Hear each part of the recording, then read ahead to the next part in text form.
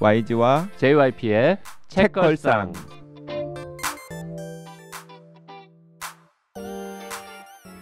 책에 관한 걸쭉하고 상큼한 이야기. YG와 JYP의 책걸상이 찾아왔습니다. YG 강량구입니다. JYP 박재영입니다. HB 김원비입니다. 박평 박혜진입니다. 야, 이렇게 4명 모이는 거 굉장히 드문 일인데 연말에도 모였는데 연초에 또 모였습니다. 네, 펀딩이 성사가 되어서 네. 시즌 4가 시작이 되었잖아요. 그래서 뭔가 새해 인사를 해야 되겠다는 책임감 같은 게 좀 생기지 않았어요? 네. 안 생겼나요? 아니, 생겼어요. 우리는 생겼는데 저들은 없어. 아니요, 저희도 당연히 생겼는데 약간 우리가 왜 나와야 되지? 아니요. 우리 둘 다 나가야 된다고 이러고 지금 나온 거야. 아니 생겼는데 보통 그러면 이제 펀딩 성공한 첫 회 녹음을 하게 되잖아요. 근데 약간 장강명 작가님한테 밀렸어. 책임감을 역시. 가지고 있으면 실망했을 거기 때문에. 네. 아니 그 사실은 지금 장강명 작가 같은 경우는 새 네. 책이 안 나왔잖아요. 네. 장강명 작가가 자기 새 책 나왔으면 또 불러달래. 근데 약간 장강명 작가님은 이제 그러셔야 될 것 같아요. 책걸상에 숨어 있는 객원으로. 맞아요. 아니, 뭐 어쨌든 그런 식으로. 뭐 언제나 새로운 시즌의 시작은 장강명과 함께. 그러니까요. 네. 뭐 어쨌든 그래서 시즌 100까지 함께 하겠대. 너무 근데 이번에 녹음 들으면서 그러실 것 같더라고요. 예감에. 그리고 시즌 100까지 못해. 지금 우리 두 번 인간의 수명이. 두 번 그 깜짝 놀랄지 모르겠는데 네. 아직 방송 안 된 네. 그 세 번째 네. 에피소드에서 네. 그 HJ님 등장하시잖아요. HG는 누구예요? 장경만 작가의 와이프. 모든 책에 아. 등장하는. 그러니까 이번 주 월요일날 HJ님 등장하셨어. 근데 아마 애청자분들은 그 HJ님 등장한 게 뭐 그리 대수냐라고 생각하실지도 모르겠는데 엄청난 대수예요. 네. 그렇죠. 대수 중에 최초 대수죠. 공개 아닌가요? 네. 이런 공개. 최초 공개시래요. 글로만 항상 맞아요. 드러났었고, 네. 근데 그 글을 보면은 장강명 작가의 세계관에 엄청난 영향을 미치고 있는 것 같다는 생각이 드는 사람이 바로 HJ죠. 근데 실제로 그러신 것 같더라고. 책을 대단히 많이 읽으신다고 들었던 것 책걸상을 같아요. 열심히 들으신대요. 책걸상 애청자시네요. 어쩌면 이 방송도 듣고 계실지 몰라요. 약간 책걸상이 시즌 4 하면서 되게 스케일 크게 시작을 하는 걸 보니 스케일이 크기도 크지만 스케일의 차원이 그러니까 작가의 아내 작가의 아내. 아니 실제로 그 에피소드 작가 아내 특집이었어. 소설가의 아내로 산다는 것. 뭐 이런 너무 질문도 좋다. 막 너무 물어보고. 재밌을 것 너무 같아요. 재밌을 것 같아요. 그건 다른 출판 관계자랑 작가님들도 너무 궁금해서 다 와서 사실은 들을 것 진짜 같아요. 책걸상에 잘 돼가지고 하루께 와이프를 초청하면 정말 근데 좋겠다. 저는 그거 했으면 좋겠어요. YG의 아내로 산다는 거. YG 안에 한번 부를까? 괜찮다. 말을 못하는데 네. 말이 이자들이 진짜로 하자고 할까봐 갑자기 긴장했어. 아니 새해 방송에서 텐션을 좀 높여보자고 하니까 이런 식으로 텐션을 죽이나요? 아무튼 너무 기대되네요, 진짜. 그러게. 음. 아니 그냥 두 분 아내분 해서 4명이서 부부 동반 특집 한번 해주세요. 그런 거 추진하면 책걸상 종료됩니다. 강제 종료. 그런 거 있잖아요. 컴퓨터가 갑자기 딱 멈춰. 그래서 어쩔 수 없이 파워를 꺼야 되는 상황 있잖아. 하지마! 바로 네. 댓글 좀 읽을까요? 가루님, YG님 저도 즐거워요. 잠깐 쉬어가시던 때에 너무 쓸쓸했어요. 멈추는 시간 없이 계속되길 바랍니다. 그러니까 이제 이때만 하더라도 아직 펀딩이 막 시작이 되었을 때예요. 그래서 이게 성공할지 성공하지 말지 그런 약간 불안감과 설레임 같은 것들이 있는 상황인데 우리 동네님도 펀딩 소박하게 참여했습니다. 꼭 성공하기를 기원합니다. 밀크티님이 펀딩 참여했어요. 지난번에 못했었는데 이번엔 참여해서 너무 기쁩니다. 꼭 펀딩 성공해서 책걸상 오래오래 듣고 싶어요. 라고 남겨주셨습니다. 미쁨님까지 제가 읽을게요. 첫 번째 펀딩 때는 취준생이라서 많이 하지 못해 내내 미안한 마음이었는데 이번에는 직장인이 되어 제 스스로가 흡족한 만큼 펀딩할 수 있어 너무 기쁩니다. 취준생일 때나 직장인일 때나 제 일상에 함께 해주셔서 감사합니다. 책걸상 500회 5,000회 가보자고.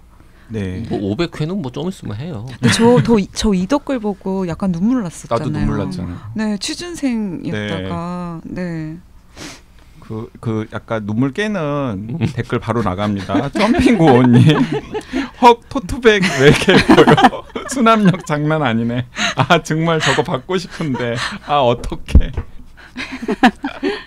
늘 푸르림님도 진짜 JYP님이 픽한 그 가방 꼭 갖고 싶네요. 꼭꼭꼭 펀딩 성공하길 바라요. 네. 지금 요 방송 나갈 때쯤이면은 토트백 받으셨을라나? 아직 못 받으셨겠다. 네. 좀 있으면 받으실 겁니다. 네. 파라디 땡땡땡님 펀딩 참여했습니다. 지난번 시즌3에서는 펀딩 진행 자체를 알지 못해서 왠지 남의 밥상에 손가락 얹는 느낌으로 들었는데 이제는 맘 편히 듣고 싶네요. 좋은 책 추천에 늘 감사합니다. 네. 이게 어떤 심정인지 알 것 같아요. 네. 이렇게 하다 놓치면 그치. 듣는데도 마음이 불편해요. 사실 마음 불편하신 분들은 지금이라도 아 정말. 네, 지금이라도 보내주시면 됩니다. 네. 네. 네. 옹코아짐님, 와, 전 솔직히 비관적이었는데 벌써 1,850만 원 모이다니 대단하십니다. 정말 될 것 같아요. 성공 기원하며 성공하시면 지속 가능한 나이듦 가능하면 리뷰 부탁드리겠습니다. 굽신굽신. 지속 가능한 나이듦 책 좋더라고요. 그 네. 옹코아짐님이 감수인가 뭐 네, 평론인가 쓰셨던. 한번 훑어보세요. 네네, 알겠습니다. 네, 씩씩하님께서도 펀딩 참여했어요. 많이 읽지 않는데도 책 너무 많이 읽지 마 소리를 들으며 마음의 상처를 받았던 날들이 많습니다. 책 읽는 즐거움을 나누고 싶은 사람들이 서로를 확인하는 것 같은 기쁨이 있어요. 텀블벅 성공하고 축하 방송 바로 올려주세요. 네, 바로 올려드리지는 못해서 죄송하긴 하네요. 지금 옹코아짐님 1,850만 원 말씀하셨는데 요때보다 지금 한 2배쯤 모인 거죠. 네. 그리고 다들 걱정 많이 하셨는데요. 성공해서 다행입니다. 치킨아트님 같은 분은 축제같이 시작한 펀딩이 중반을 넘어가는 시점에 모금액이 지체 중이니 책도 안 읽히고 펀딩 창 새로 고침만 하고 있네요. 유유. YG님 살도 빠지시고 기운도 없으시다니 어쩌면 좋나 이국리 저국리 하다가 팟빵 정기 후원 끊고 조금 더 보태서 펀딩 한 구자 더 들어가기로 결심했습니다. 아랫돌 빼서 윗돌 괴는 격인가요?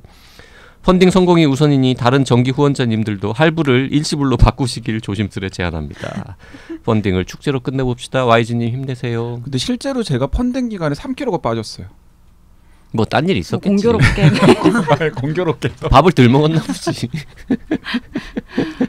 사람들을 근심 걱정하게 만들고 어떻게 빠진 살은 다시 복귀가 됐나요? 다시 복귀 안 됐어요. 너무 좋아하고 있어요. 현상 유지되고 있어요. 신기하네. 그러니까 갑자기 뭐 한 것도 없는데 갑자기 빠졌어요. 스트레스를 받으신 건 아니고? 모르겠어요. 스트레스 받았나?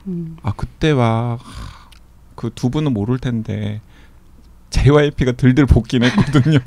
내가? 뭘로? YG 이제 페이스북에 글 하나 올릴 때 되지 않았니? 그런 거? 지금이 타이밍이야.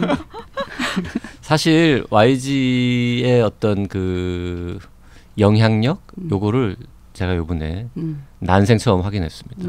사실 펀딩이 어느 수준까지 간 다음에 멈춰 있었거든요. 지지부진했어요. 그래서 이러다가 안 될 수도 있겠는데 그 이런 치킨아트님 글 올리시는 그 시점이죠. 그런 걱정을 했는데 그래서 이제 YG한테 아니 뭐 페이스북 뭐 인플루언서 양 하지 말고 한번 보자 영향력을 글 하나 올려봐라. 엄청 깐죽대더라고요. 잘 써가지고. 그러니까 잘 써가지고 뭐 그런 멋진 걸 하나 올리면은 뭐 한 500 들어오지 않겠어 뭐 이러고 이제 막 했거든요. 안 올리는 거야. 그러더니 그리고 한참 만에 저는 그때도 계속해서 내가 안 나서도 될 거다. 캄다운 기다려라. 너무 걱정하지 마라. 근데 뭐 너무 노심초사하면서 아무튼 나는 한참 있다가 올렸는데 올리고 나서 그날 한 24시간 만에 한 500만 원인가 늘고 그 다음 또 24시간에 또 몇백만 원 늘더라고요. 그래서 야 역시 YG가 정말 내가 맨날 봐서 이렇게 하대해서 그렇지 훌륭한 사람이구나. 영향력 있는 사람. 진정한 인플루언서구나. 네, 근데 진짜 옆에서 막 계속 막 그리고 YG의 그 포스팅을 보고 올리신 분들은 진짜 평소 YG 지인들이 많더라고요. 그래서 이제 출판계 인사분들도 계시고 또 우리 막 실명 얘기해도 되잖아. 뭐 정재훈 교수라든지. 그러니까 방역 이재갑 교수라든지 이런 교수님 코로나 분들. 때문에 같이 만나는 이런 사실 코로나 때문에 그분들 책 읽을 시간도 없거든요. 그런 분들도 막 네. 돈 팍팍 내시고 막 아. 그래가지고 YG님 사랑받는 캐릭터였네요. 되게. 그러니까 그게 내가 이제 내가 사랑받는 건가 무서워하는 건가 사랑받는 걸 거예요. 약간 고민. 둘 다로 합시다. 얘가 이렇게까지 올리는데 내가 뭔가라도 반응하지 않으면 언젠가. 언젠가 뭐 이런 그치. 건가. 네, 데모 땡땡땡땡님 자주 듣긴 하지만 사실 후원까지는 생각 못했습니다. 텀블벅이든 어디든 가입하는 게 내키지 않아서 교보에서 강한 과학을 주문하려다 그럴 것 같은 후원하고 받자로 선회. 강한 과학 읽기는 자연스레 목표 달성으로 미뤄지네요. 없던 게 새로 생기는 것보다 있던 게 없어지는 것에 더 마음이 더 쓰이곤 합니다. 저야 액수가 아니라 인원수로 참여하는 정도지만 이 펀딩이 꼭 성공하길 바랍니다. 강 기자님 응원합니다. 네, 감사합니다. 은로님 회사 옮기고 정신없어서 카페도 못 들리고 유유 그래도 텀블벅 후원은 늦지 않게 했습니다. 부디 성공해서 내년에도 계속 방송 들었으면 좋겠습니다. 추천하신 책을 다 읽진 못하지만 듣는 것만으로도 뿌듯할 때가 있거든요. 네, 다음은 마키아벨리님이 남겨주신 댓글인데요. 저는 학창 시절에는 추리소설 광이라고 자부할 만큼 추리소설, 스릴러물 등을 아주 좋아했는데 최근에는 읽을 기회를 잘 잡지 못하고 있고 책골상에서 소개되는 내용으로 최근의 흐름을 따라가는 편입니다. 이와 반대로 한국 문학을 예전에는 그리 좋아하지 않았는데 책걸상에서 소개되는 작품들은 찾아서 읽는 편이고 꾸준히 작품을 팔로워하는 작가들도 제법 됩니다. 요즘 노명호 교수님의 신작 한 줄 사회학을 읽고 있는데 이분 역시 책걸상을 통해 소개받은 작가분인데 이번 책 참 좋다고 생각되어 시즌 4가 시작되면 한번 모셔서 이야기 듣길 기대합니다. 네, 노명호 교수님도 그 서점 니은 서점 운영하는 것만으로도 부담스러우실 텐데 네. 굳이 또 펀딩에 참여도 하셨더라고요. 노명우 선생님도 했어요. 네. 감사합니다. 플란님. 책걸상 제작 이유가 즐거움이라니 큰일입니다. YG님이 자꾸 좋아져서요. 시간을 썼는데 돈은 안 되는 일. 애청자들은 심지어 돈도 썼습니다. 이런 일을 하면서 즐거우신 분들과 함께해서 참 좋습니다. 돈이 생기진 않지만 JYP님은 인기 폭발, YG님은 부캐 이미지 세탁, 홍비님은 책걸상도 품는 대인배 이미지 획득하실 거라고 우겨봅니다. 박평님만 얻는 게 없네요. 이거 하필 저 양반이 읽고 있는데. 얻는 거 없이. 네, 박평님 출판사가 펀딩에 동참하시면 당당히 미음 이응사라고 부를 수 있는 기회 얻는 것 없이 오늘도 이렇게 왔네요. 그러게요. 항상 그 박평님께 고마운 마음 가지고 있죠. 마음만 마음이 중요하죠. 우리가 좀 더 우리가는 모르겠고 YG가 좀 더 영향력 있는 사람이 돼가지고 네, 박평한테도 뭔가 도움을 줄 수 있으면 좋겠네요. 뭔 소리야? 근데 두 분 다 갑자기 박평님 눈을 피해. 제가 눈을 피하고 있어요.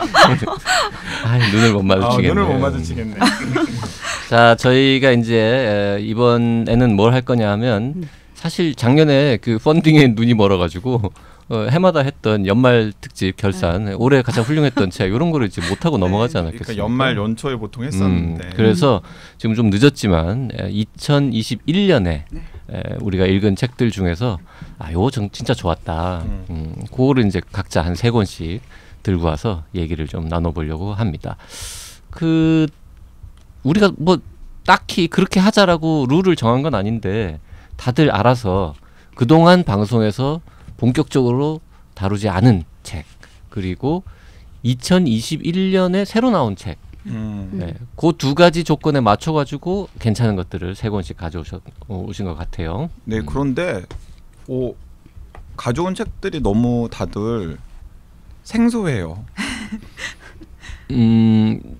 뭐 신간이기도 하고 그러니까 신간이기도 하고 그 다음에 책의 존재는 아는데 아니 이렇게 올해의 책에 소개를 할 정도면 같이 읽어보자.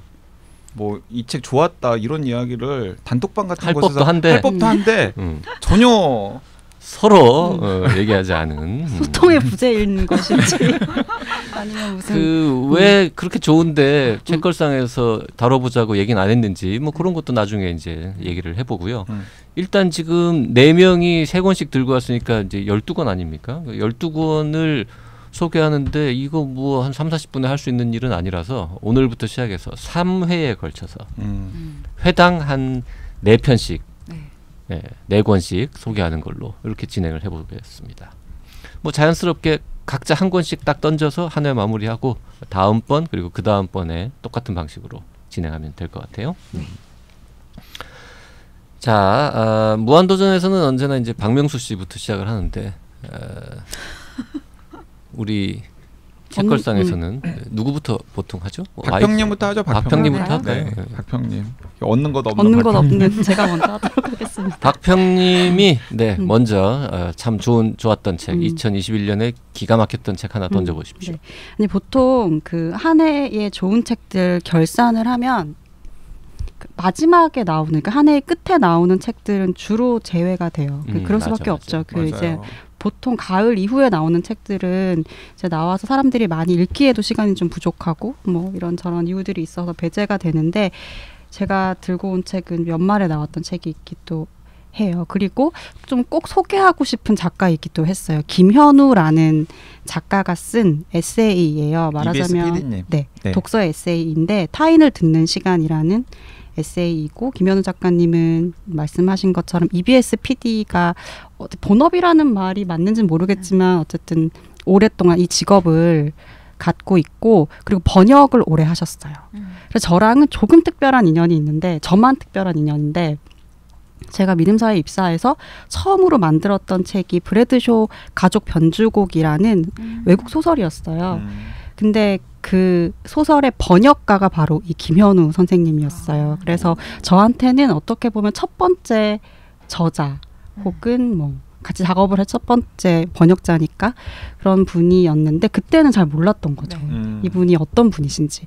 근데 그때를 계기로 제 이후에 쭉 번역하시는 작품들을 봤는데 주로 존버거 책 많이 번역을 하셨고 취향이 딱 있으세요. 맞아요. 그래서 레베카 솔리 책도 번역을 하시고 그래서 김현우 작가가 번역한 것들을 그냥 신뢰하고 읽는 팬들도 굉장히 많이 있어요. 내가 그리고 밥벌이로 번역은 안 한다. 그렇죠. 그리고 취향이 그대로 드러나는 작품들을 번역을 하시는 거고 EBS에서 다큐멘터리도 계속 만들어요. 다큐멘터리도 약간 김현우 색깔이 묻어나는 그런 다큐멘터리들이 많이 있어요. 그래서 예전에는 지식 다큐 2도 만드셨고 혹시 저 세계 테마 기행 같은 건 안 하십니까? 근데 그런 너무 사심. 세계 테마 기행은 아니더라도 외국에 나가서 그 낯선 어떤 공간들, 낯선 사람들을 만나는 컨셉의 다큐들을 많이 만들었고 제가 지금 소개하려고 하는 이 타인을 듣는 시간도 그런 다큐멘터리를 제작하는 PD로서의 경험과 본인이 쭉 읽어왔었던 책에 대한 일종의 그 독서 감상문 혹은 독서록 혹은 뭐 독서 에세이 같은 그 느낌이 두 가지가 결합돼 있는 책이 바로 이 책이라고 할 수 있는데 그 두 가지 경험이 결합이 되는 핵심에는 타자라는 이제 핵심 키워드가 있어요. 그래서 예를 들면 이제 첫 챕터에 나오는 이야기가 운동화를 만드는 그 과정을 추적해 보고 싶은 거예요. 그래서 운동화를 만드는 운동화 공장이 있는 곳에서부터 시작을 해서 그 운동화가 만들어진 운동화를 이동하는 배에서 2박 3일 동안 그 선원들을 같이 취재를 했던 이야기. 그리고 거기에서 다른 언어를 가진 노동자들이랑 이야기를 하다 보니까 그 조지 오웰의 위건부두로 가는 길에서 이야기했던 노동에 대한 의미 그리고 타자라는 존재에 대한 의미 이런 것들을 같이 계속 삽입을 하면서 두 가지를 엮어가면서 이야기를 하고 있는데 그런 방식으로 챕터가 구성이 돼 있어요. 그래서 이 책을 읽으면 일단 김현우라는 한 사람이 세상을 바라보는 방식 그리고 타자를 만나고 생각하고 하는 그런 방식에서의 좋은 이제 영감들도 얻을 수 있지만 그 지점에서 굉장히 좋은 책 리스트를 확보할 수 있어요. 그래서 여기 나오는 여러 책들이 뭐 제가 말씀드렸던 위건부두로 가는 길도 있고 앤드루 솔로몬의 부모와 다른 아이들이라는 책도 굉장히 명저라고들 이야기하잖아요. 보통 한낮의 우울이라는 책으로 많이 유명하지만 이 부모와 다른 아이들 같은 경우는 뭐 그러니까 소위 장애를 가지고 있는 아이들의 부모가 그 다른 아이들과 다른 특성을 가지고 있는 이 아이를 사랑하게 되는 과정들에 대해서 거의 1000페이지가 넘는 분량으로 쓴 이야기거든요. 지난주에 장강명 작가가 소개했어요. 그렇죠. 네. 아마 그 글로도 아마 소개를 하신 적이 있을 텐데 그런 이야기들과 본인이 다큐멘터리를 만들면서 외국을 나가서 만났던 사람들에 대한 이야기들을 계속 연결해서 쓰고 있는 책이어서 전체적으로 좀 정보도 많고 김현우의 어떤 감성들도 좀 체화할 수 있고 그래서 굉장히 좋은 책이었고 이 글이 단행본으로 나오기 전에 저희가 만들고 있는 리터라는 잡지에 연재를 했었어요. 근데 그 전국 축제자랑도 그랬지만 연재를 할 때 독자들의 반응이 있는 글들이 있어요. 언제 책으로 나오냐 이런 문의가 계속 들어오거든요. 전국 축제자랑이랑 이 타인을 듣는 시간이 그랬어요. 그래서 굉장히 읽어보시면 너무 좋을 책이라는 생각이 들어요. 저는 이 김현우 그 PD님이랑 개인적인 그 연은 없고 저랑 친한 그 출판사 편집자 중에서 이제 김희진 선생님이란 분이 계시는데 김희진 선생님이 굉장히 좋아하는 번역가고 좋아하는 필자세요. 그래서 아마 밤비나 혹은 민음사랑도 처음에 인연을 맺은 것으로 저는 알고 있는데 저는 되게 신기했던 경험이 뭐냐면 이분이 그 이 책에도 소개한 책들을 저도 다 좋아하는 책들인데 서평을 읽어보니까 저랑 너무 다른 거예요.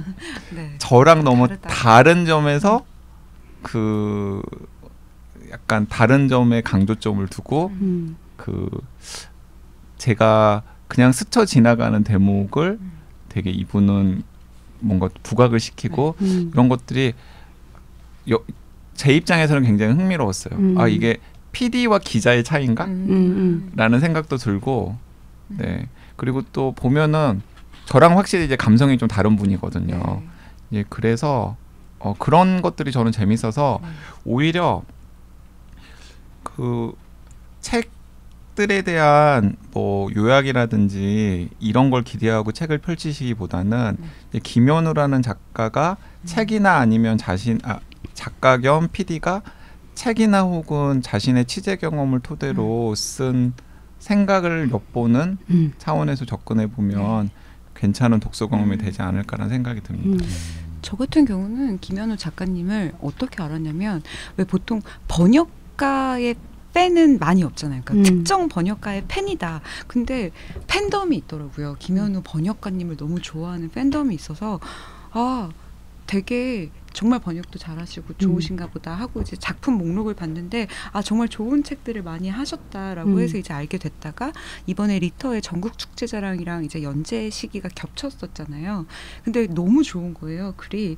근데 저도 김현우 작가님 글이 너무 좋은데 가끔 리뷰에 리터 뭐 33호를 읽고 남기는 감상 뭐 이런 거에 김현우 작가님 에세이를 읽고 이어서 전국 축제자랑을 읽으면 여운이 깨져버리니까 김현우 작가님 글 읽고 너무 좋았다가 감성 충만했는데 전국 축제자랑에서 막 품바 얘기하고 정신 없으니까 그러니까 저는 그러니까 그 감성 충만이 저랑 좀 별로 결이 안 맞는 대목이에요. 맞아요. 네. 그래서 이런 식으로 묶여서 한 두세 번 김현우 작가님 에세이는 너무 좋았는데 그렇게 아니, 배치가 저기 김원비의 반대편에 있는 글을 쓰시나 봐요. 김원비도 네. 감성 충만한 글 좀 쓰세요. 이번에 쓰셨잖아요. 이번에 썼잖아. 가정소감. 가정소감은 감성 충만한 글은 아니야. 아 진짜요? 아, 제... 더 해야 돼. 아 정말요? 더 해야 돼. 거기서 더? 거기서 더 해야 돼. 네. 저는 김현우라는 분을 전혀 몰랐는데 지금 그 타인을 듣는 시간 출간 시점에 채널 예스랑 인터뷰를 하셨네요. 그래서 이걸 쭉 훑어보고 있는데 현재 번역하고 있는 작품이 폴 오스터의 아주 긴 소설을 번역하고 계시다는 네. 부분이 눈에 들어오네요. 그 무슨 소설인지 몰라요. JYP는 짐작이 될 거 아니에요. 국내 미출간된 폴 오스터 중에서 비교적 최근에 나온 긴 작품. 최근에는 아니, 새로운 그러니까 책이 안 나왔는데. 그러니까 그 한 몇 년 전에 뭐 마지막으로 낸 작품 중에 모르겠어요. JRP가 몇 번 얘기한 적 있는 것 같은데 뭐 저는 어느 순간 이후로 번역이 안 되고 폴 있다고. 오스터 님이 신간 장편을 못 쓰고 에세이나 쓰고 있어가지고 되게 아쉬워하고 있는데 아마 최근작은 아닐 거예요. 번역 안 된 뭐 옛날 거가 하나 있나 봐요. 네. 그러니까 이 김현우 작가의 번역에 대해서 제가 뭐 어떤 번역이다 이렇게 이야기하기는 어렵지만 레이첼 커스크의 작품을 계속 번역을 하고 있거든요. 최근에도 번역을 했고 제가 처음으로 했던 그 책도 레이첼 커스크의 이제 브래드족 가족 변주곡이었고 근데 레이첼 커스크가 영국에서 페미니즘 문학의 고유명사예요. 거의 대명사, 고유명사가 아니고 대명사죠. 그래서 사실 남성이 번역을 한다는 거를 상상하기가 쉽지 않을 정도로 아주 섬세한 그 여성의 내면, 물론 그걸 뭐 성별로 이야기할 수는 없지만 근데 그런 것들을 꾸준히 계속 번역을 하고 있다는 것도 좀 특이한 맞아요. 부분이고 김현우 작가의 번역과 언어에 대해서 좀 가늠할 수 있는 부분 정보인 것 같기도 해요. 되게 저 사진도 보고 있는데 굉장히 근사한 분위기. 네. 레이첼 커스크 그 윤곽은 제 재작년에 올해 책이었어요. 윤곽 너무 좋았죠. 어디에 뽑기도 했는데 맞아 너무 좋았어요. 그 책도 김현우 작가가 번역한 거죠. 네. 그래서 약간 그 뭔가를 읽었을 때 그 읽은 것이 삶의 어떤 방식으로 흡수가 되는가라는 생각을 늘 하잖아요. 저희가 뭔가 좋은 작품을 읽거나 했을 때 근데 그런 순간순간을 되게 목격할 수 있는 책이 이 책인 것 같아요.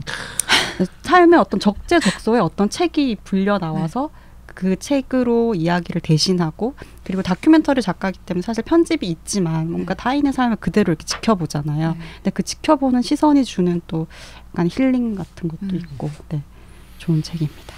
네. 김현우 작가의 타인을 듣는 시간. 네, 저 연말에 나왔을 때 읽었는데 좋더라고요. 네. 봤어요 이미? 네, 봤어요 저는.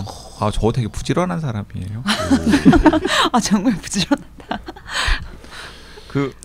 그 즈음에 봤어요. 그 혼비 작가님 책 읽을 즈음에 봤어요. 저는 혼비 작가님 책이 더 좋더라고요. 그런데.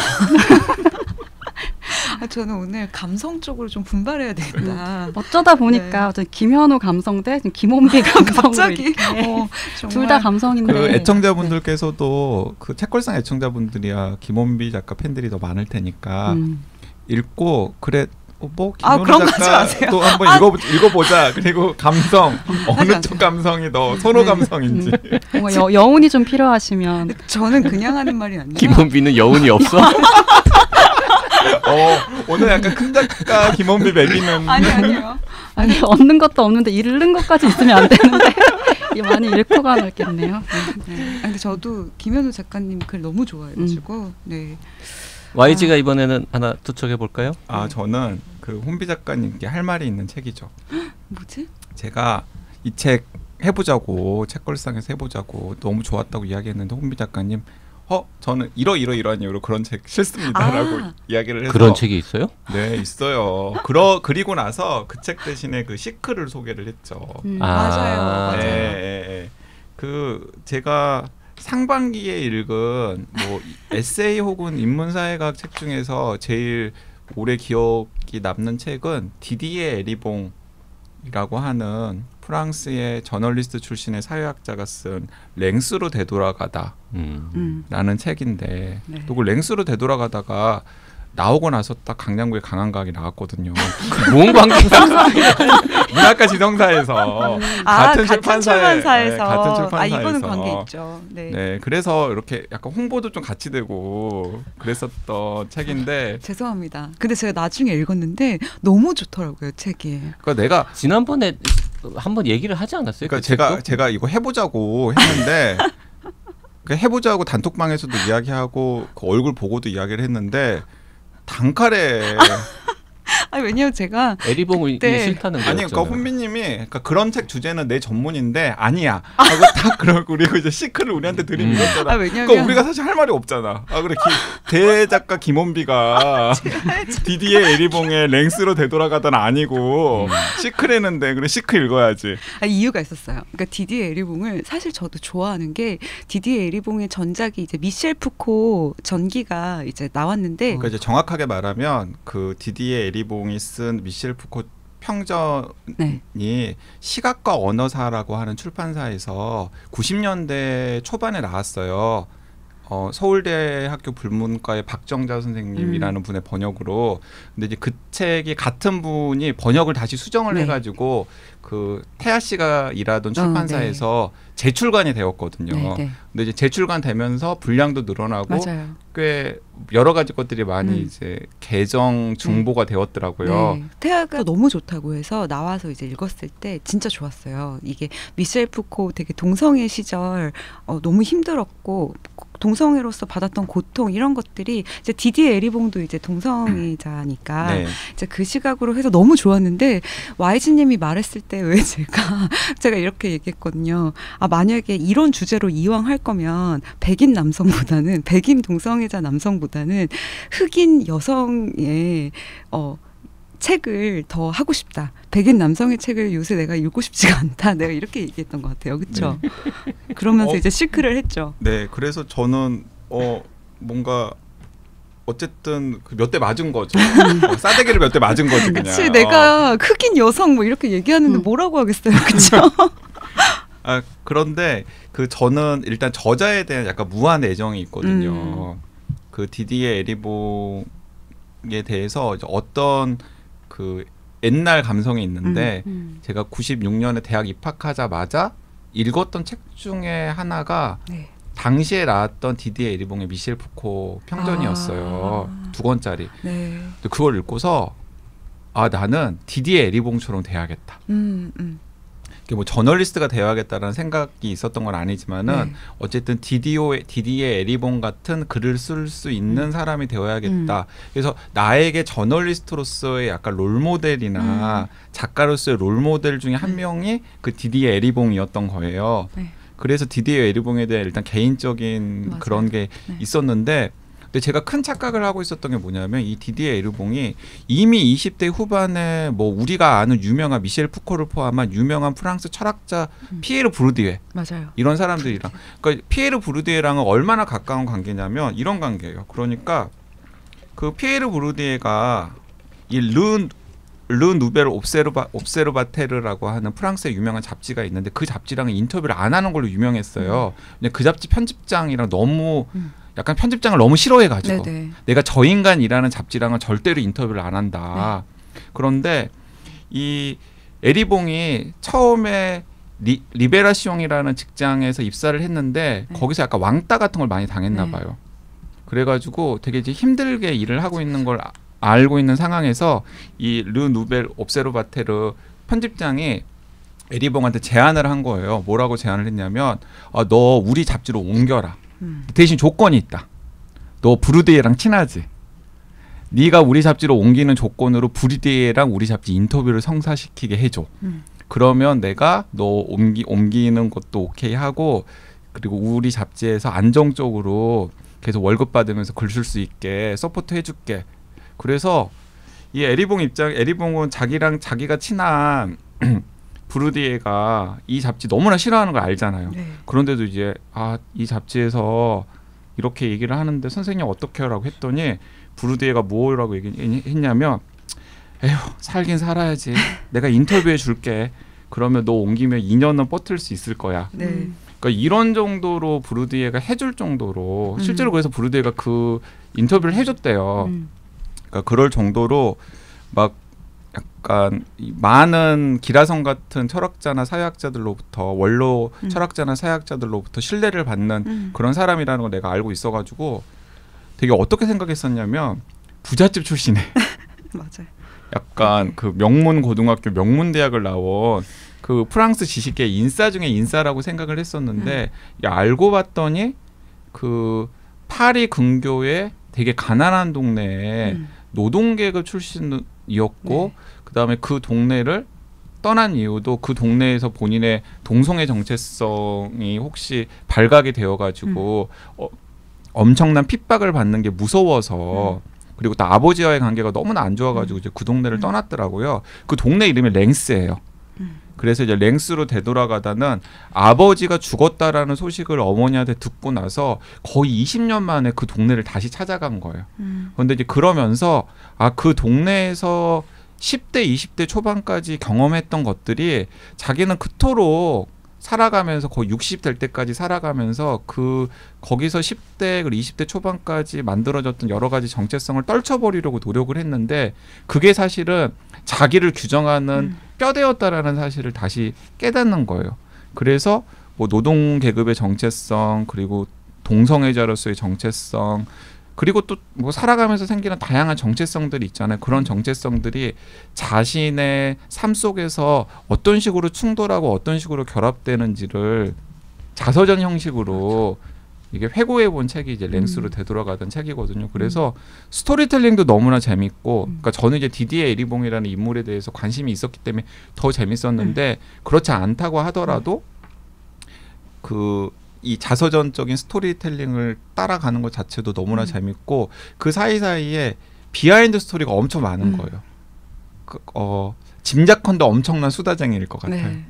짐작컨대 엄청난 수다쟁이일 것 같아요. 그래서 비하인드 스토리들도 엄청나게 많고 그리고 또 막 그 기자가 되는 과정도 그 동성애자로 이렇게 뭔가 친밀한 관계를 즐기던 그 이른바 동성애 애인이 있었는데 그 애인이랑 이렇게 즐기는데 그 애인은 좀 이렇게 잘 나가던 인싸였던 거죠.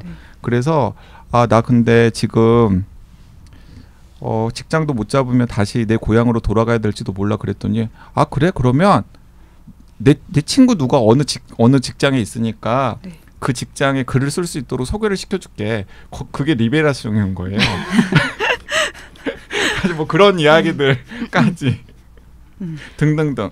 그래서 읽으면은 약간 마음도 좀 따뜻해지는 것도 있으면서도 지금 우리나라 사회 그리고 그 뭐 유럽이나 미국 사회의 정체성과 그리고 계급을 둘러싼 여러 가지 갈등이나 문제들이 많잖아요. 네. 그런 것들까지도 맞아요. 조금 되돌아볼 수 있는 그런 책이라서 저는 많이 추천을 하고 있고 작년에 읽었던 좋은 책 중에서 책걸상 애청자들한테 아직 소개 못한 책이 뭐가 있을까 하다가 제일 먼저 떠올린 책이 랭스로 되돌아가 되었습니다.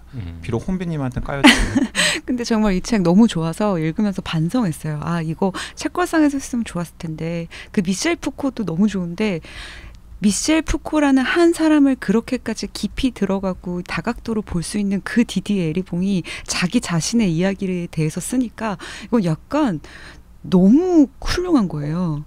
심지어 근데 그 책을 만 36살에 그러니까요. 에리봉이 썼어요. 네네. 너무 그러니까 왜 자기에 대해서 쓰면 어떤 시각에서는 좀 이건 너무 객관성이 결여됐다라고 볼 수도 있는데 그런 부분 하나 없이 되게 좋았어요. 네.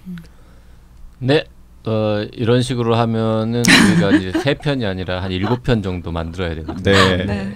알았어요. 빨리 할게요. 네. 혼비님 가져오신 책은 뭡니까? 네, 저도 짧게 할게요. 그러면 저도 아니 혼비님은 길게 해도 돼요. 제가 짧게 하면 되니까. 이게 박평님이랑 되게 비슷한 마음으로 되게 또 장르도 겹치는데 이게 12월 말에 나왔어요. 12월 초에 나왔나?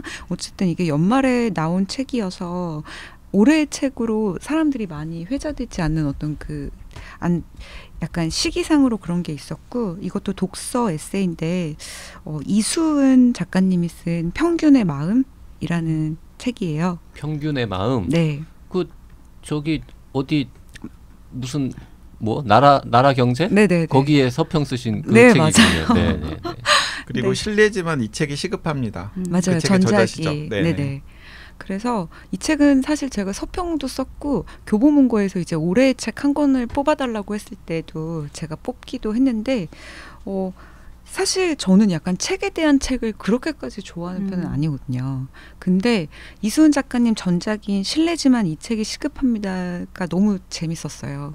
이 책을 읽고 그 장강명 작가님도 이렇게 말씀하셨던데 여태껏 읽은 독서 에세이 중 가장 유쾌한 책이라고 이제 이수은 작가님 전작에 대해서 이제 말씀을 하셨는데 전작에 대해서 한 말이죠, 그거는. 네네네. 네. 그래서 이제 그 전작도 저는 재밌게는 봤고 되게 좋았는데 이 평균의 마음은 이걸 읽으면서 그 생각이 들었죠.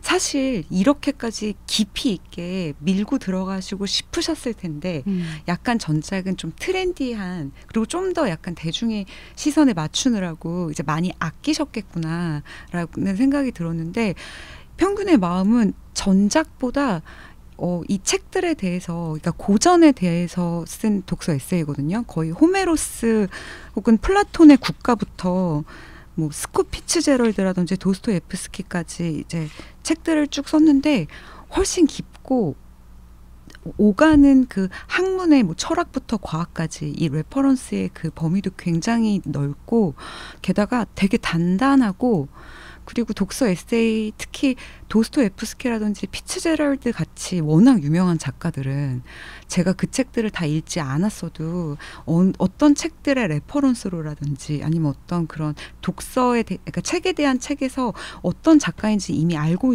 있잖아요. 그리고 어떻게 평가받고 있는지도 알고 있는데 약간 그런 틀에서 벗어나셔서 이분만의 되게 독창적인 해석들을 하시는데 그게 되게 치기 혹은 뭔가 이렇게 좀 이렇게 생각할 수도 있네 정도의 그 신선함을 넘어서서 되게 깊이 있는 통찰이다. 이렇게 생각해 보면 좋겠다. 약간 박사 논문을 되게 유쾌하게 쓴 책이라고 보시면 될 것 같아요. 평균의 마음이. 그래서 그 키워드들이 어쨌든 이렇게 고전 이야기를 하면서 김현우 작가님이랑은 또 굉장히 다른 방식으로 이 고전들 속에서 우리가 이제 현대 사회를 살아가면서 일상에서 겪는 것들이랑 이제 건져 올릴 수 있는 뭐 행복이라든지 고독, 뭐 돈 같은 이제 그런 가치들부터 뭐 공정, 능력주의, 이제 꼰대 이런 그 사회적인 시선까지 이제 맞닿아 있는데 저는 이 책을 읽고 너무 좋아서 약간 제 1년 2년, 그러니까 앞으로 1, 2년이니까 2022년, 2023년에 계획조차 다 바뀔 정도로 이 책이 좀 가져다 주는 게 있었어요. 그러니까 이걸 읽고 나니까 나도 이 정도로 고민하고 이 정도로 공부하고 이 정도의 시선이 아니고서는 뭔가를 쉽게 쓸 수 없을 것 같은 기분이 들고 그래서 좀 2022년, 23년은 최대한 덜 쓰고 최대한 많이 공부해야 되겠다. 나쁜 책이네. 라는 생각이 들었어요. 원래 그 생각이 먼저 있었던 건 아닌 거죠. 좀 덜 쓰고 싶었는데 이 책을 읽고 나서 덜 쓸 이유가 아니고. 그렇습니다. 그 실례지만 그 책이 믿음사에서 나온 맞아요. 책이어서 저도 이순 그 편집자셨죠. 22년 동안 편집자 네, 생활하시고 맞아요. 믿음사에서 편집을 예전에 하셨던 걸로 또 제가 들었었는데 네네. 그 책도 되게 재밌게 읽었었는데 네. 이런 깊이가 있는 네. 책이었군요. 실례지만 보다 더 깊이 들어간 네네. 다루는 책의 권수는 조금 줄어들었겠어요. 조금 줄었지만 다루는 권수는 예를 들면 10권이면 그 안에서 레퍼런스로 언급되는 책들이 또 엄청나요. 또 과학책부터 이것과 비교해서 읽으면 좋을 다른 문학책까지. 그래서 그 약간 마리아 포포바가 진리의 네. 발견이라는 책 냈을 때 약간 이런 그 평가들이 많았잖아요. 그러니까 되게 아주 독특한 독서 에세이를 네. 쓰는데 그러니까 어떤 책에 대한 에세이를 쓰면 그 사이사이에 드러나는 다른 네. 책들에 대한 것으로 막 연결되는데 네. 아마 좀 그런 성격의 책인가 네. 봐요. 게다가 되게 용기 있으셔서 요새 같은 분위기에 약간 특히 좀 페미니즘 약간식 독서가 오면서 제인 오스틴 같은 경우는 좀 언터처블 하잖아요. 근데 여기서 되게 과감하게 제인 오스틴의 소설들이랑 존 파울즈 프랑스 중위의 여자를 딱 이제 비교하면서 제인 오스틴 팬들한테는 정말 미안하지만 제인 오스틴 책의 여주인공의 한계들에 대해서 이제 되게 자세히 적고 그런 챕터들 보면서 게다가 여기 보면 K를 생각하다 같이 이제 최신 책들도 이제 읽고서 이제 거기에 대한 나름의 생각들을 쓰셨는데 되게 용기도 있으신 분이다. 요새 같은 시기에 말하기 힘든 주장들도 되게 하셨는데 그게 막 탄탄한 레퍼런스, 학문적인 레퍼런스로 이게 딱 뒷받침이 되니까 설득 당할 수밖에 없는. 그래서 되게 좋았어요. 네. 그 세 분이 추천한 책들의 이제 면면을 쭉 제가 들으면서 이분들은 정말 우아한 사람들이다. 아니 그리고 뜻밖에도 그리고 약간 결이 좀 비슷해. 그러네요. 그리고 이게 막 정말 훌륭한 책 1년 동안 읽은 책 중에 제일 좋은 거 골라와라 이랬더니 뭐 이게 진짜로 좋아서 골라온 건지 아니면은 이런 근사한 책을 소개해야 자기들이 더 이렇게 빛난다고 생각해서 굳이 이렇게 좀 약간 진입장벽이 높은 책들을 골라온 건지 약간 그걸 그렇게 꼬아서 보는 의심이 거 연초부터 그걸 그렇게 구분하는 건 무의미하다고 생각합니다. 연초부터 책은 그런 욕망들을 다 포함하는 순식간에 거죠. 딱지를 붙이는 거잖아 지금. 맞아요. 너 지금 있어 보이려고 지금 그런 책도 일부러 골라온 거지? 막 이러면서. 하여튼 셋 다 정말 그 관심은 많이 가는데 이게 읽기는 쉽지 않겠다. 근데 랭스로 되돌아가다는 아마 선배 되게 좋아할 걸요? 아, 네, 저도 그건 JYP님이 되게 좋아하실 것 같아요. JYP는 의외로 좋아하는 게 별로 없습니다. 다 전 타인을 싫어합니다. 듣는 시간 JYP가 되게 좋아할 거라고 생각해요. 아, 저도 그렇게 생각했는데 나는 안 좋아할 것 YG님이 저렇게 얘기하는 거 안 좋아할 보고 것 같아요. 차라리 셋 중에는 타인을 듣는 시간이 제일 관심 가고요. 여행 네. 시간에 있고 공간의 이동이 그러니까. 계속 나타나. 근데 왜 이게 JYP의 어떤 취향에 맞는 책이 되고자 하는 마음이 드는 이유는 뭐죠? 그래서 하여튼 세 분 다 되게 막 두껍고 되게 막 우아하고 이렇게 페이지 잘 안 랭스로 넘어가는 되돌아가다 안 두꺼워요.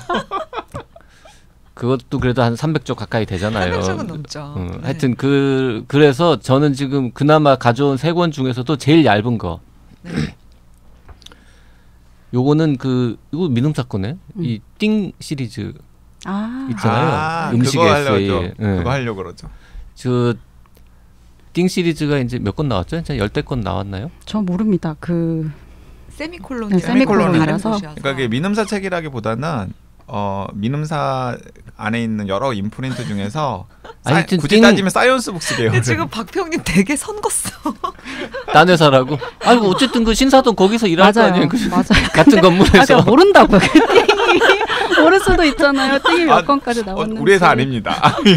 하여튼 띵 시리즈라고 이게 음식에 관한 네. 이제 짧은 책들을 계속 시리즈로 내는데 그 중에서도 몇 개 봤는데 뭐 솔직히 뭐 그렇게까지 막 남들한테 소개하고 싶은 책은 없었어요. 띵 그동안. 시리즈 지금 디스하는 겁니까? 아니 내가 몇 권이나 읽을 정도면은 그래도 다 이렇게 읽을만 하다 있는 뜻이긴 한데 이렇게 강추할 만한 책까지는 없었다. 근데 이번에 이제 하나 발견한 거죠. 네. 그리고 또 하나 이제 요새 의사들이 책을 참 많이 내지 않습니까? 네. 병원 이야기도 쓰고 뭐 병원 이야기 아닌 것도 쓰고 뭐 많이들 쓰시는데 제가 또 의사가 쓴 책 또 이렇게 꼭 질투심에 불타서는 아니고 네. 이렇게 막 열심히 추천하지 않고 제가 재밌게 읽는 경우도 잘 없는데 진짜 추천 안 하고 진짜 약간 무시하는 경향이 있어요. 무시는 안 해. 그냥 제가 재밌게 안 읽을 뿐이지. 근데 정말 간만에 의사가 쓴 음식 이야기를 너무 감명 깊게 읽어서 거의 울 뻔했잖아. 진짜요? 근데 너무 좋더라고요. 저도 이야기 듣고 봤는데 좋았어요. 울지는 않았는데 울 뻔했어요. 정말. 그리고 우리 회사에 다른 친구가 하나 읽었는데 네. 울었잖아, 진짜. 여러 번 울었대 책 읽다가. 그러니까 JYP가 울 뻔한 건 엄청난 거지. 엄청난 거야. 그럼요. 원래 이렇게 눈물 없는 사람이거든. 그러니까. 네, 이름이 병원의 밥, 미음의 마음이라는 책이었습니다. 흉부외과, 심장 수술하는 흉부외과 의사가 쓴 책이고요. 사실 이분이 굉장히 유명하신 분이더라고요. 심장이 뛴다는 말? 네. 이라는 에세이를 몇 년 전에 쓰신 적이 있고 슬기로운 의사생활 시즌 1 제작에도 이래저래 여러 가지 방법으로 관여하신 분인데 그러니까 이제 이분이 그 에세이 쓰고 그 다음에 또 자문해준 여러 에피소드들이 그 드라마에 많이 녹아 들어간 것 같더라고요. 하여튼 정말 슬퍼요. 슬픈데 이게 이제 병원의 밥이라는 책이 크게 두 부분으로 나눠져 있어요. 앞부분은 본인을 비롯한 이제 의사들을 비롯한 이제 의료진들이 먹는 병원에서 뭐 삼각김밥이라든지 컵라면스러운 뭐 이런 것들의 이야기가 절반이고 나머지 절반은 이제 미음부터 시작해서 이제 환자들이 먹는 밥 관련인데 야 이게 뭐 분량이 아주 길진 않습니다만 병원과 밥 요 좁은 키워드를 가지고 이렇게 근사한 책을 한 권 써낸다는 거 좀 놀라운 재능, 놀라운 재주였다고 생각하고요. 언제 기회 되면은 근데 아니 혼비님도 읽었고 저는 안 읽었어요. 네. 그 두 분은 박평님은 읽으셨나요? 읽고 YG도 읽고. 네, 저는 바로 추천해서 그럼 읽었죠. 우리 언제 하다가 저 소개할 책 떨어지면은 셋이서 이렇게 땜빵으로 아니 되게 좋았다고 하면서 땜빵으로 하잖아. 아니 급할 때. 보통 그 음식 시리즈나 뭔가 좋아하는 거를 다루고 있는 시리즈들을 보면은 굉장히 밝기도 하고 그렇잖아요. 특히 음식 같은 경우에도 그런데 이 책은 거의 못 먹는 이야기. 그리고 먹는 것을 신경 쓸 수조차 없는 사람들에 대한 이야기들이 되게 많아서 전 삼각김밥에 대한 이야기들을 하고 이러면 다 너무 공감되는 거예요. 저희도 일을 하다 보면 그러니까 그 미식가들도 많고 음식에 대해서 정말 많은 이야기들을 하지만 대부분 다 그렇게 사는 건 아니잖아요. 그럼요. 편의점 가서 식은 이제 김밥들을 사 와서 먹고 그 중에 어떤 거를 고를지 고민하고 바나나 우유를 사 오고 뭐 이런 이야기들이 되게 섬세한 묘사들로 있으니까 되게 좋았고 그리고 병원에서 일하는 사람들, 그러니까 밥을 만드는 사람들의 이야기도 여느 음식에 대한 에세이들이랑 좀 차원이 다른 종류의 깊이감을 부여를 하더라고요. 이게 그냥 너무 많은 이야기들이 있을 법한 공간이고 시간이니까 좋았어요. 네. 이름도 얘기 안 했는데요. 그 강북 삼성병원 흉부외과의 정의석이라는 분이 쓰신 책이고요. 띵 시리즈의 12번째네요. 그러니까 저는 또 이런 것도 제 눈에는 보였는데 이제 요즘에 이제 에세이들을 좋아하시는 분들 많잖아요. 그런데 약간 전반적인 약간 에세이의 트렌드가 좀 미문 그리고 과잉 수식 그리고 감성 이제 이런 것들이 김원비한테 부족한 그거.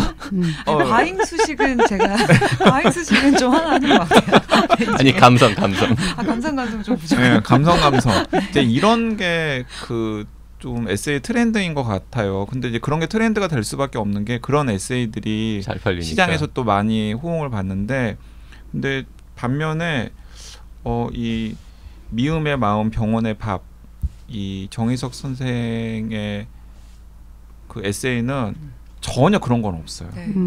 네. 좋을 것 같아요. 네, 미문도 없고 네. 감성하지도 네. 않고 수식 과잉도 없어요. 네. 이제 그런데도 그 선생님의 삶의 현장에서 나오는 힘이 독자들을 움직이는 것 같고 저는 좀 이런 에세이들이 좀 더 많이 읽혀야 되지 않겠나 하는 생각이 들더라고요. 그래서 제가 그 고등학생들 상대로 강의하면은 책 추천 막 하거든요. 네. 어떤 책 읽어야 되냐고 주로 자기 책 물어보면은 추천하잖아. 제 책은 3순위 그리고 1순위로 이렇게 책을 통해서 뭔가 간접 경험 할 수 있는 타인의 삶에 대해서 알 수 있는 그런 책들을 읽어야 되고 그런 책들은 현대 작가들이 쓴 현대 소설들이나 에세이들이라고 하는데 최근에 추천 목록 중에 하나로 이 병원의 밥이 들어갔어요. 네, 생각보다 굉장히 오래 걸리는군요. 네, 지금 한 50분도 넘었다고 지금 빨리 끝내라고 지금 사인을 주고 있는데 어쨌든 저희 네 사람이 작년에 읽은 책들 중에서 참 좋았던 거. 하지만 이런저런 이유로 방송에서는 길게 소개하지 못했던 책들을 4권 오늘 골라서 말씀드렸습니다. 근데 이걸 지금 2번이나 더 해야 되는 거예요? 그러니까 짧게 하라고. 지금 이렇게 길어진 거에 첫 번째 지금 원인 제공자는 YG거든. 아니 나 그렇게 길게 안 했는데. 디디에 에리봉의 입사 이직에 대한 얘기까지. 그러니까. 디테일. 옵세르 바테르에서 나가갖고 리베라 시용에 갔다 이런 얘기까지 우리가 알아야 되냐. 우리 재밌잖아요. 우리 이거 그냥 3주치 하면 안 돼요? 3주치? 재밌잖아. 그러니까 이 이야기를 저도 너무 재밌게 재밌지 박경님이랑 않아요? YG 이미 녹음했는데 어떻게 이걸 재밌어. 자르냐고. 재밌으니까 3주치 하자. 좋아요. 네. 자, 일단 오늘 여기까지 하겠습니다. 네, 다음 주 월요일 날 네. 다시 찾아오겠습니다. 감사합니다. 고맙습니다. 감사합니다.